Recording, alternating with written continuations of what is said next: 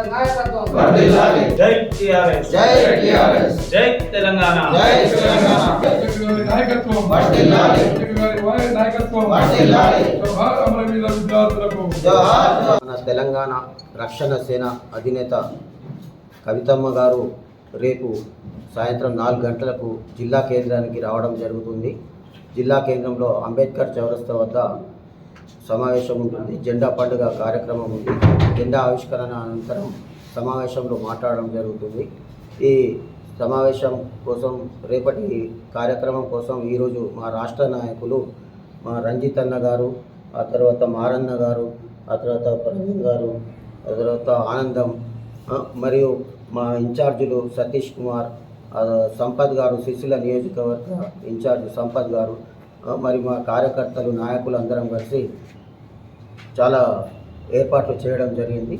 కాబట్టి ఈ కార్యక్రమానికి ప్రతి ఒక్కరూ మండలాల నుండి, గ్రామాల నుండి, జిల్లా కేంద్రం నుండి అధిక సంఖ్యలో హాజరై అక్క యొక్క ప్రవేశపెట్టిన పాంచజన్య ఏవైతే పథకాలు ఉన్నాయో, ఉచిత విద్య, ఉచిత వైద్యం, రైతే రాజు, ఉపాధి ఉద్యోగాలు, సామాజిక న్యాయం అనే అంశాలతోటి అక్క రావడం జరుగుతుంది. అక్కకు ప్రతి జిల్లా నుండి ఎంతోమంది ఆదర అభిమానాలు చూపెట్టడం జరుగుతుంది.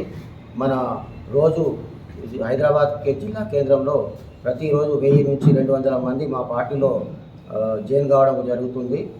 కాబట్టి ప్రతి ఒక్కరు కూడా ఈ జిల్లా నుండి అక్క కార్యక్రమాన్ని విజయవంతం చేయాలని కోరుతున్నాను.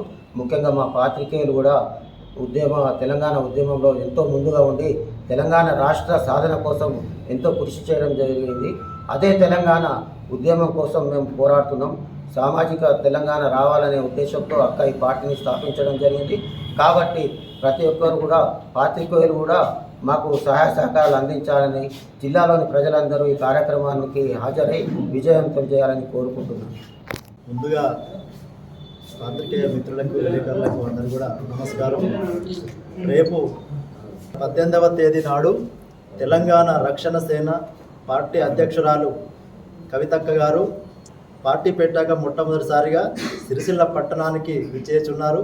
ఇందులో జెండా ప్రోగ్రాం ఉన్నందున మరి పాత పెట్రోల్ పంపు నుంచి చేనేత విగ్రహానికి పూలమాల వేసి అమరవీరుల స్తూపానికి నివాళులు అర్పించి మరి అంబేద్కర్ చౌరస్తా వద్దకు విచ్చేసి జెండా పండుగలో భాగంగా జెండా ఆవిష్కరణ అక్క చేతుల మీదుగా ఆవిష్కరిస్తారు.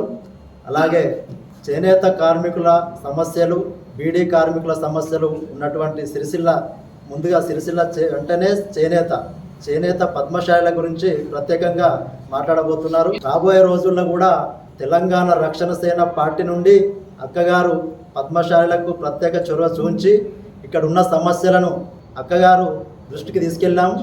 ఇక్కడ ఉన్న సమస్యలు వారు తొందరగా పార్టీ అధికారంలోకి రాగానే తొందరగా పద్మశాలిలకు న్యాయం చేసే విధంగా మాకు న్యాయం చేస్తారని చెప్పి మేము కోరుకుంటున్నాము. తెలంగాణ రక్షణ సేన పార్టీని రాబోయే రోజుల్లో అక్కగారిని తొలి మహిళా ముఖ్యమంత్రిగా మేము గెలిపించుకుంటాము. అన్ని నియోజకవర్గాల్లో 119 నియోజకవర్గ కాన్స్టిట్యున్సీలలో కూడా తెలంగాణ రక్షణ సేన జెండా ఎగరబోతుంది. 2028లో పార్టీ అధికారంలోకి రావడం, రక్షణ సేన పార్టీని సిరిసిల్ల జిల్లాలో కూడా 13 మండలాల్లో పార్టీని బలోపేతం దిశగా ముందుకు తీసుకెళ్తాం. గ్రామాన డివిజన్ వైజ్గా, నియోజకవర్గాల వైజ్గా కూడా ఈ జెండా ప్రోగ్రాన్ని పూర్తి చేస్తామని చెప్పి ఈ సందర్భంగా తెలియజేస్తున్నాం. ప్రింట్ మరియు ఎలక్ట్రానిక్ మీడియా మిత్రులందరికీ కూడా నమస్కారం.